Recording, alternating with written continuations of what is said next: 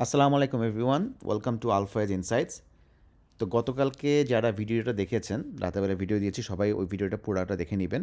তো ওখানে বলেছিলাম আজকে আমি ট্রেড আওয়ারে 3টা আইটেম দিব। 2টা হচ্ছে মিউচুয়াল ফান্ডের, একটা হচ্ছে আইটি সেক্টরে। আমি এই 3টা আইটেমই চার্ট আমাদের ফেসবুক এবং আমাদের ইউটিউব চ্যানেলের পোস্টে আমরা করব, কিন্তু আমরা নাম মেনশন করব না। আপনাদেরকে এইটা জানতে হলে ভিডিওটা পুরোটা দেখতে হবে, তাহলে আপনারা বুঝতে পারবেন আমি কোন শেয়ারের কথা বলছি। এবং আমার ভিডিও ফার্স্ট পাবলিশ হবে ইউটিউব চ্যানেলে, তারপরে হবে হচ্ছে 1 ঘন্টা পরে ফেসবুকে। তো আপনারা অবশ্যই, এবং আমি এরপর থেকে যে কোনো আইটেম আমি দিলে সেটা আমি ইউটিউব চ্যানেলে আগে পোস্ট করব সকালে ট্রেডিং আওয়ারে, তার 1 ঘন্টা পরে দিব আমি ফেসবুক পেজে। এবং চার্টও দিব আমি, কিন্তু চার্ট আপনি দেখে বুঝবেন না, বিকজ নাম থাকবে না। তো আপনাকে চার্টের নাম জানতে হলে, বুঝতে হলে আপনাকে ইউটিউবে এসে অথবা ফেসবুকে যেয়ে আপনাদের ভিডিওটা দেখতে হবে। সো আপনারা ফেসবুক এবং ইউটিউব দুটাতেই আপনার লাইক দিয়ে, এটা হচ্ছে আমাদের ফেসবুক পেজ, এটাতে যে আপনার লাইক দিয়ে রাখবেন, ফলো করে রাখবেন। আর এটা হচ্ছে আমাদের আলফাইজের ইউটিউব চ্যানেল, এখানেও আপনারা সাবস্ক্রাইব করে রাখবেন, তাহলে আপনারা এটা সব আপডেটগুলো পাবেন। আর পোস্ট করবো হচ্ছে আমি এখানে।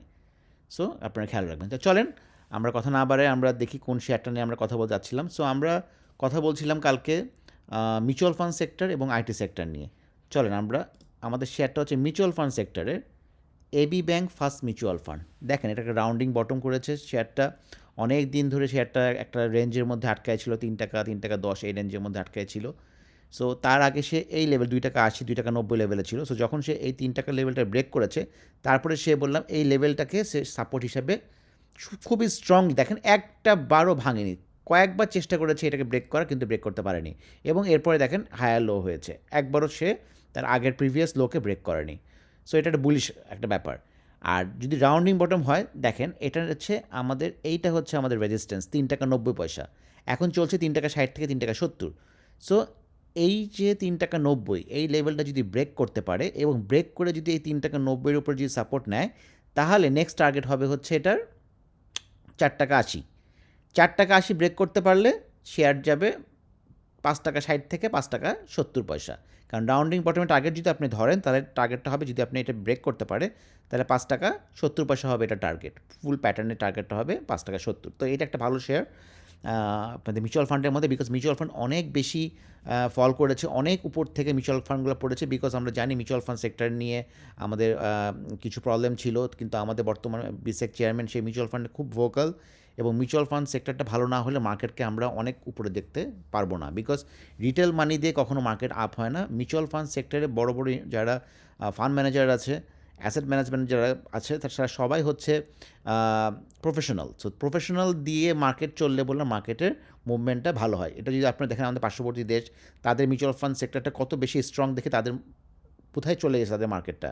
কিন্তু আমরা এখন পর্যন্ত সেই 2010 সালে ধসের পর থেকে আমরা 2010-এর যে আমাদের হায়েস্ট ইন্ডেক্স ছিল 8,000 লেভেলটা, সেই লেভেলটা আমরা আজও পর্যন্ত ব্রেক করতে পারিনি। এর মধ্যে কত শেয়ার অ্যাড হয়েছে, তাহলে আমাদের ইন্ডেক্সগুলো যদি হিসাব করি আমরা, ইন্ডেক্সগুলো আমাদের এখন যে 5,900 দেখাচ্ছে, এই হিসাব করলে ওটার থেকেও কম আমাদের ইন্ডেক্স। কেন অনেক শেয়ার অ্যাড হয়েছে, বোনাস শেয়ার অ্যাড হয়েছে, রাইট শেয়ার অ্যাড হয়েছে। সো ওইটা ভ্যালুয়েশন করলে আমাদের ইন্ডেক্স অনেক নিচে। তো আমরা আশা করি মার্কেট অনেক ভালো হবে। আর মার্কেট ভালো হতে হলে এইসব মিউচুয়াল ফান্ডের আন্ডারে যেসব শেয়ারগুলো আছে, সেগুলো তো মার্কেট ভালো হলে সেগুলোও মুভমেন্ট করবে, তো তাদের ন্যাবও বাড়বে।